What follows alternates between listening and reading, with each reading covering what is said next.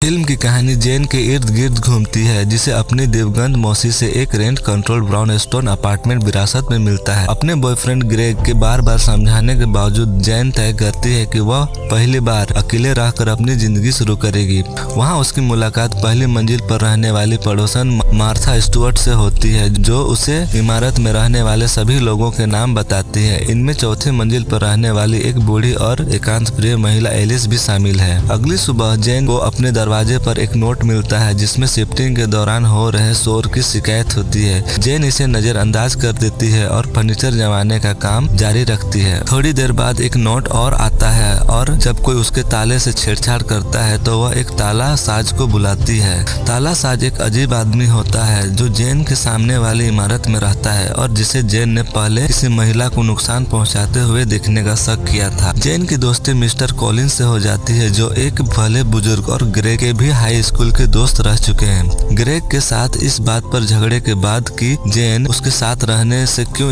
मना कर रही है। नीचे रहने वाले पड़ोसी द्वारा उसकी रसोई की फर्श टाइलें तोड़ दी जाती है और जेन पुलिस को बुलाती है। गुस्से में और ज्यादा शोर मचाने लगती है। अगली सुबह सीढ़ियों पर लगी चिकनाई के कारण उसका पैर फिसल जाता है और वह गिर जाती है। इसके बाद वह समझौते की कोशिश करती है और पड़ोसी को संघर्ष विराम की बात करते हुए माफीनामा भेजती है, लेकिन हालात बिगड़ जाते हैं। जेन के बाथटब और अपार्टमेंट में कीड़े और चूहे भर जाते हैं, जिससे वह एक कीटनाशक को बुलाती है। इसी दौरान एक कोरियाई दुकानदार से उसे पता चलता है कि उसके ठीक नीचे रहने वाली एलिस ने अचानक रोजाना के किराने का ऑर्डर देना बंद कर दिया है। जब जेन को यह बात मार्था को बताने जाती है तो मार्था उसी पर भड़क उठती है और कहती है कि जेन को किसी निजता या अधिकार का सम्मान नहीं है और पुलिस बुलाकर वह दुकानदार से बात करके वह हद पार कर रही है। कीटनाशक जेन बताता है कि चूहे का हमला संयोग नहीं है और संभवतः पड़ोसी ने फर्श में ड्रिल किए गए एक छेद से उन्हें ऊपर छोड़ा है। यह सुनकर जेन डर जाती है।